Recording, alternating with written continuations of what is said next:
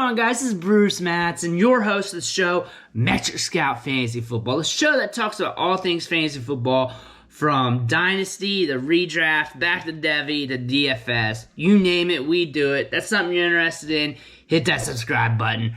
Ring the bell. Tell your homies. I gotta say that on every video. I say it, people do it, so I do it. That's how that works. But it's an important show.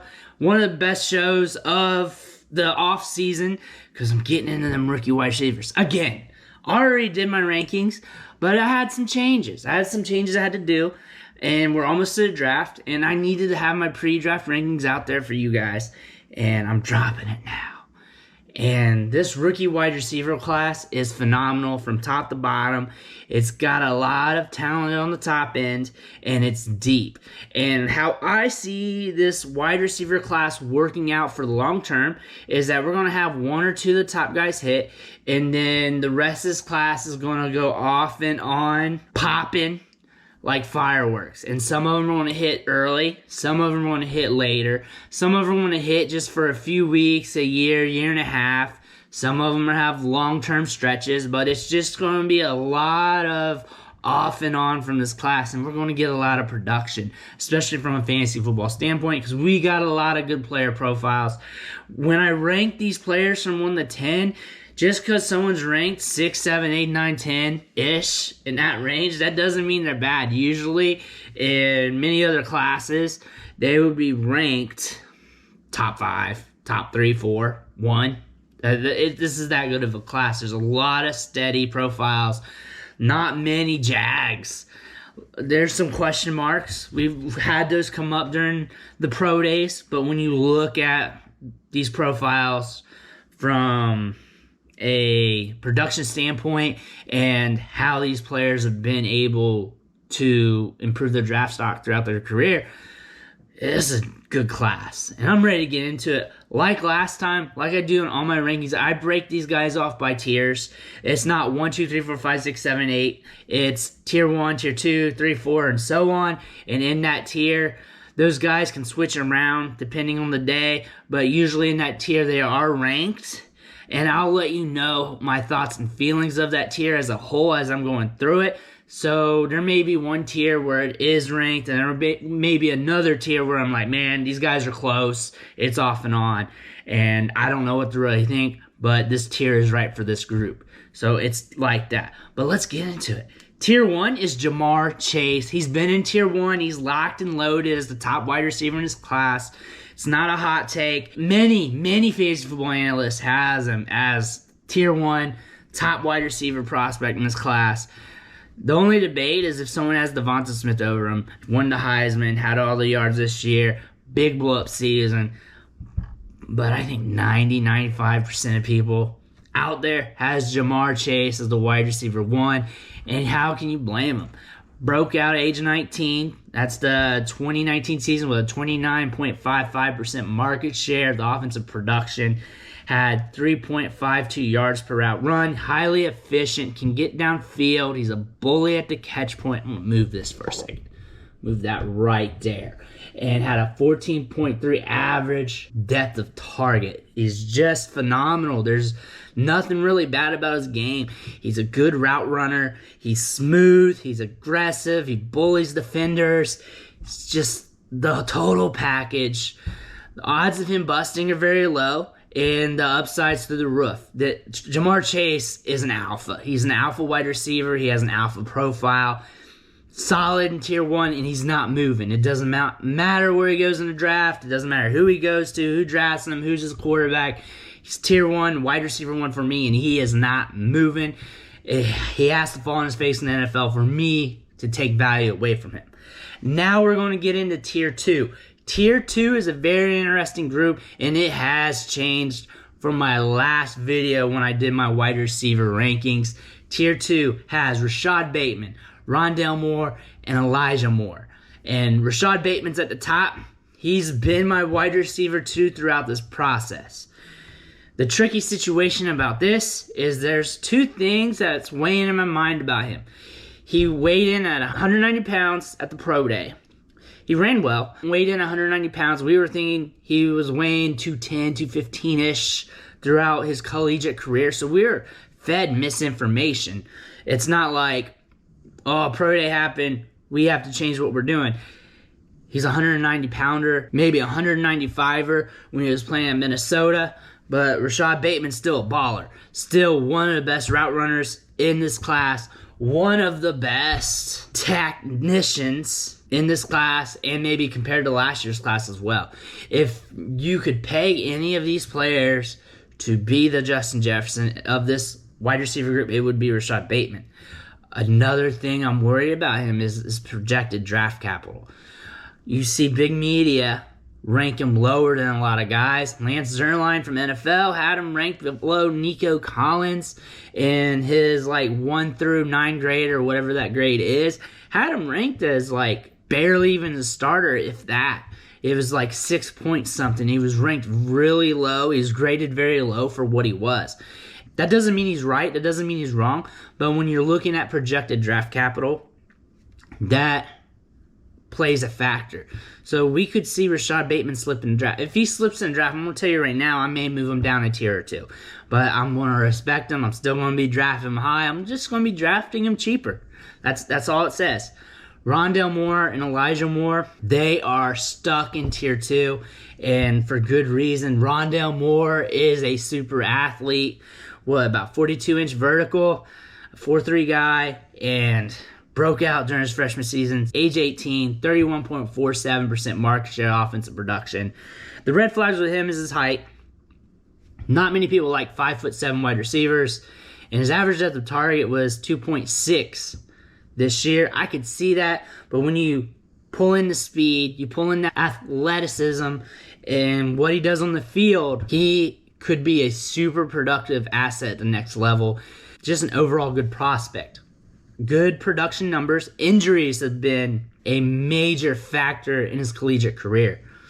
Outside of that, if he would have played all 3 years, people might be clamoring him above Jamar Chase, or with Jamar Chase in the top of the draft, or at least being agreeing with me for having him this high. I like Rondelle Moore. I think he may get drafted higher than what people think. I think that's a good possibility. I think he's a star in the making. Rondelle Moore is just a good player. There's just not much to really hate on him other than his size and his injury history. Outside of that, he's a baller. Good route runner, good speed, solid after the catch, turns into a running back with the ball in his hands, very low center of gravity, runs hard. He's made amazing highlight plays throughout his collegiate career. The other Moore, Elijah Moore, very productive and against SEC competition, back-to-back 30+% market share years, breaking out at age of 19 at Ole Miss. Ole Miss has turned into a wide receiver factory in their own right. He averaged 3.85 yards per route run this year with 10.9 average at the target, and he was averaging 5.9 yards after catch per reception. Highly efficient route runner, highly efficient player. Slot is where he's expected to play at, and there's a lot of guys that like him, a lot of big name analysts. He's been projected or been compared to guys like Antonio Brown, just players like that who are just smooth. And when you think of Elijah Moore, you think of a player that's smooth. And a lot of people don't have him ranked this high, and I don't think of this as a hot take because the production's there. He had a 36.51% market share of Ole Miss's passing production at age 19 and a 34.59% market share of their passing production at age 20 against SEC competition. The stats point to it. His athletic prowess points to it. He's got speed. He's a good athlete. He'll be in the slot. There's no red flags in his game. He is projected to go in the second round of the NFL draft. He should have draft capital before the offseason started. Some people were pegging him as a first rounder. And there could be a chance someone drafts him that high, but I see him as a second rounder, third rounder at most, but he's not going to fall in the draft. Tier 2, I feel like he's almost bust-proof. I feel like he's a very safe get. And compared to some of the guys I've ranked lower than him, he's going to be a little cheaper too. He may fall to second round in some rookie drafts, and he'll be an absolute steal. Let's take it to tier 3, where this is a controversial tier to some people. However, previously, before I started going into these rankings, I told you that this top 10 list, I highly regard all the players that I have listed. And just because I have them ranked lower than Bateman, Moore, and more, it doesn't mean I don't want them. It doesn't mean I'll draft them over my rankings, guys, because I play the ADP game. If a guy's falling, I'll play towards the ADP, and I may go for this guy over this guy and just play the draft capital or trade back or whatever. I like to diversify my shares. Tier 3 has a story to it. We have 3 guys from 2 schools, 2 big-name schools, Alabama and LSU. Terrace Marshall, Davonta Smith, Jalen Waddle. Davonta Smith and Terrace Marshall, those guys can flip-flop. Same with Jalen Waddle. It really depends on where they go, how high they get drafted. There's been reports Kadarius Toney could be drafted ahead of Davonta Smith. I'll believe it when I see it, but I don't think that's really going to be true. The story with these 3 players is that all 3 of these guys played on loaded teams, played behind other first-round picks, were outshined early in their career by their teammates. You're thinking Davonta Smith with age 20 breakout. Terrace Marshall with an age 20 breakout. Jalen Waddle technically didn't break out. Probably would have this year. He would have. If he didn't get injured, he would have broke out this year, but it would have been age 21. So all 3 of these guys have late breakouts. All 3 of these guys look tremendous on tape. Terrace Marshall, if you prorate by game, his market share is in the 30 percentile. However, you play it straight, it's 23.41%. Davonta Smith had a 39.86% market share. We all know that. Heisman Trophy winner. Mega year. However, he's the Slim Reaper for a reason. 170-pound stick. When I look at his player profile, I look at a guy that is safe. I don't feel like he's going to bust. I feel like he's going to be usable in fantasy. However, I think the upside might be limited. And I think the floor is very high. I just don't see him hitting wide receiver 1 numbers year upon year upon year. I see a guy who'll have some 1,000-yard seasons. I see a guy that may have a couple wide receiver 1 seasons, but I don't see a guy that will give you the return on investment for drafting in the 101 of rookie drafts. That's what I see. The 101, 102, 103. I don't see that return on investment. I see a solid floor. I see a safe player. Go draft him if you want to play it safe, because I don't think he'll bust on you at all. Jalen Waddle could be better than Davonta Smith. If Jalen Waddle didn't get hurt, Davonta Smith wouldn't have won the Heisman. Jalen Waddle was on a tear. He only played, 4 games to start of the season and partial of the national championship. He limped around out there and still had 12.69% share of the production. That's solid. Jalen Waddle's got speed for days. Tyreek Hill archetype. I say archetype, not comparison, because that makes more sense. That speed is going to set him apart from everybody in this draft, and a lot of guys in the NFL. It's going to make him tough to cover. It's going to make him a usable asset. We said the same thing about Henry Ruggs. We said the same thing.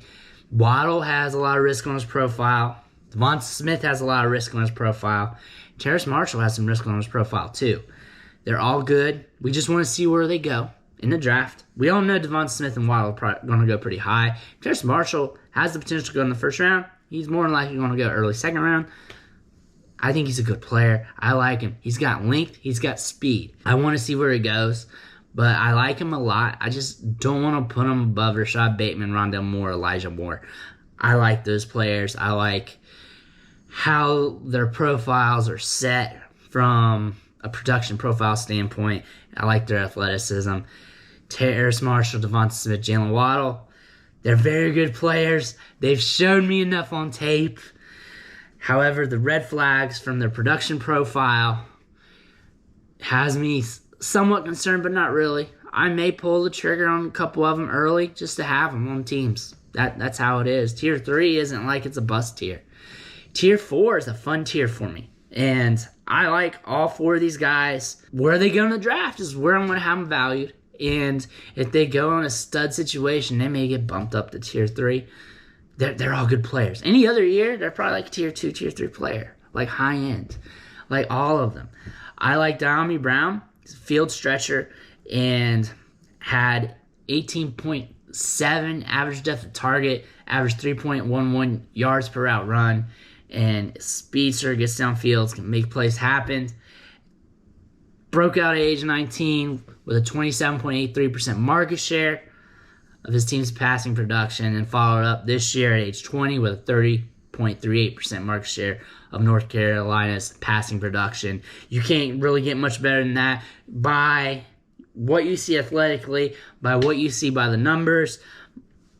He should be a tier 2, tier 3 guy, but he's sitting here in tier 4. He's a discount. He's fallen close to the third round in rookie drafts.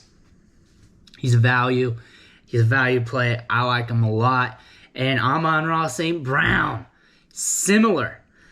Earlier breaking out at age 18 with a 25% market share, and he's just been steady through his career.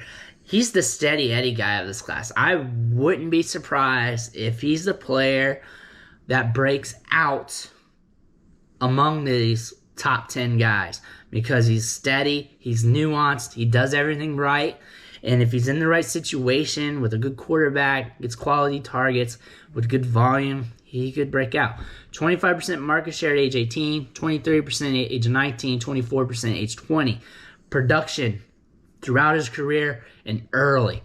And average depth of target, 10.9. Yards per route run was very low, 1.85. And one of the reasons why it's speed's a little bit of an issue with him. He's not the fastest guy. You see this from his yards after catch per reception, is only averaging 4 per each one, which is, I think, the lowest one on this list.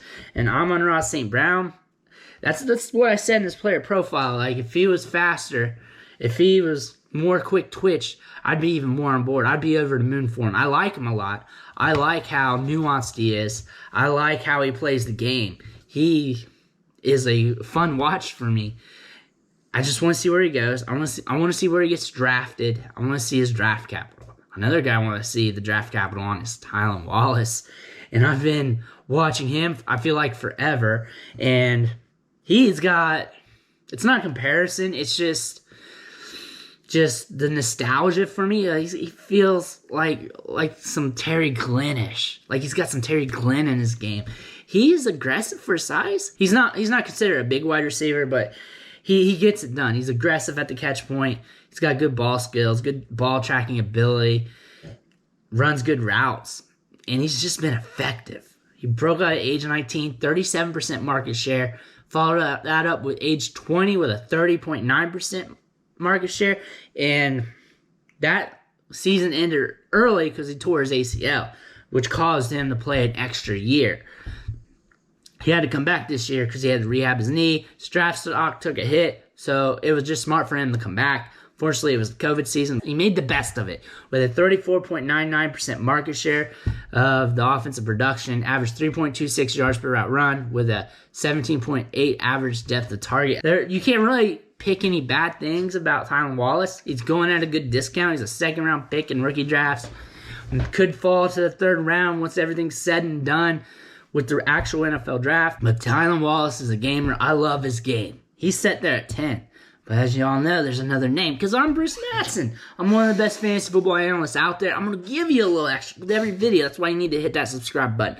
But I like Seth Williams, one of my boys. And again, tier 4 is a tier I can flip and flop these guys any day of the week. I take a shower right now, start thinking I may bump Seth Williams to the top of this tier. I may move Diami Brown. It's not really a ranking in this tier.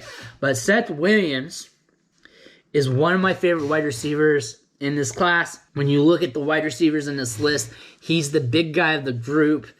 And we just got word of his actual age. At first, we thought he was turning 22. But instead, he's turning 21, so he'll be entering the NFL as a 21-year-old rookie instead of 22-year-old rookie. You may think that's not a big deal, but that sets his production profile to a different level, to different thresholds, and that makes him breaking out at age 19 instead of 20 with a 30.77% market share of the passing production for Auburn. And then he followed that up this year with a 31.37% market share of Auburn's passing production. And that just makes his production profile stellar. That makes it really good because you want your breakout age at age 18, 19. and makes them more likely to break out.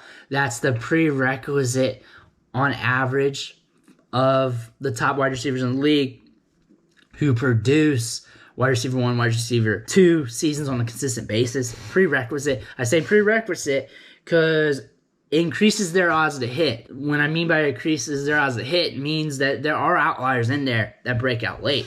But we're playing the odds. So you're playing the odds. You want guys that break out early. You want guys with production. Seth Williams has that early breakout age, productive for 2 seasons, looks good on tape, can win with size. The big wide receiver in this class, big wide receivers have a higher ceiling due to them being able to win jump balls, them win contested catches, them to win in different ways than the smaller guys. And you get a lot of smaller guys. So that might be because of the sample, but Seth Williams is in a good spot here. We need to see where he goes in the draft. This wide receiver group is diluted with talent. So he could get good draft capital. He may slip a bit. We don't hear much talks about him. So he may fall like round 3. Maybe a little farther. It's a good class. I just gave you 11 wide receivers who are like tier 2, tier 3 guys at minimum in any other year. But we have this group. And there's more guys that I like that I didn't even name. But for the sake of the video, I got to stop here, or I'd be talking to you all day. But I'll be dropping more content on these wide receivers as we get into the draft. I'm going to have another set of these rankings after the draft. So that's why you need to hit that subscribe button so you don't miss a show. Ring the bell and tell your homies. Spread the word, son. The more we grow the channel, the more shows I can do. The more viewers, the more watchers, the more subscribers. The more that tells me to do more videos. The more videos I do, the more content you get. Hit that subscribe button on the way out. I'm going to catch you guys next time. Thank you for watching. Peace.